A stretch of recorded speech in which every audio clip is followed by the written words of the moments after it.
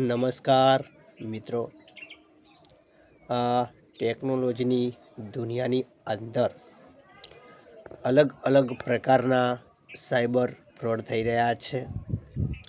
હાલ એક મારા મિત્ર એટલે કે જીગરભાઈ છે, બાબર ડિસ્ટ્રીબ્યુટર છે, જે જીઓ અને વીઆઈની અંદર જે સિમ કાર્ડ વેચે છે અને એજન્સી લીધેલી છે. એમનું વોટ્સઅપ પણ હેક થયું છે. એક અલગ અલગ પ્રકારની લિંકોના કારણે એક ઈ ચલણ કરીને એપીકે લિંક આવે છે અને એક પરિવહન કરીને એપીકે લિંક આવે છે. એવી અલગ અલગ લિંકો આવેલી હતી.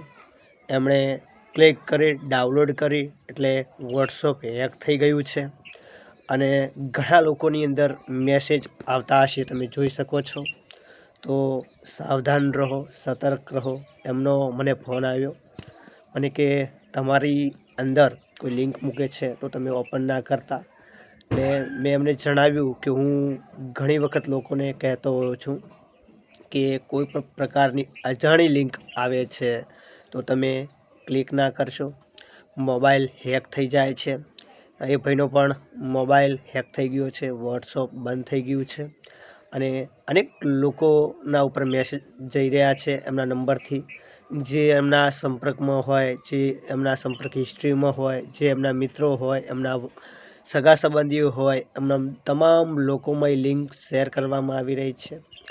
જેના થકી એમનો મોબાઈલ હેક થયા પછી એમનામાંથી વોટ્સઅપ કામ કરતું બંધ થઈ જાય છે અને 24થી 48 કલાકની અંદર તમામ લોકોની લિંક સેન્ડ કરે છે.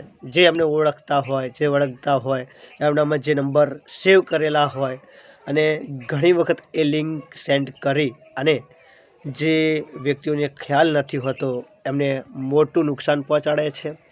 અને એમના મોબાઈલ હેક થયા પછી જે આપણા પર્સનલ ઇન્ફોર્મેશન હોય છે એ પણ લિંક કરે છે અને આપણને બ્લેકમેલિંગ કરતા હોય છે.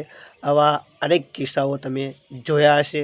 અને જે મારા મિત્ર છે એમણે મને ફોન કરીને કીધું કે તમારામાં લિંક આવશે હસમુખભાઈ, અને આવી હતી.